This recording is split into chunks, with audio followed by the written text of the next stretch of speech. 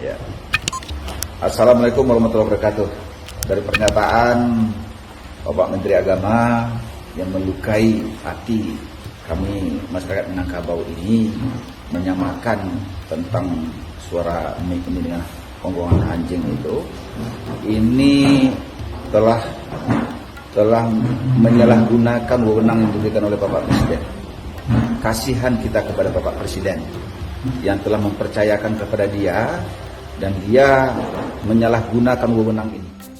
Dan saya mengatakan atas nama Ketua Lembaga Kerapatan Adat Alam Minangkabau, haram untuk Menteri Agama menginjak tanah Minangkabau. Haram, ya. Jadi jangan coba-coba menginjak tanah Minangkabau. Ini Islam, ya. Ini Islam sejati.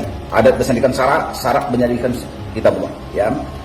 Sudah kebangetan yang dilakukannya, dan kita sebagai umat Islam menyatakan menentang apa yang diberikan oleh beliau itu tentang bagaimana suara mic yang dia katakan sama dengan suara gonggongan anjing gitu, ya.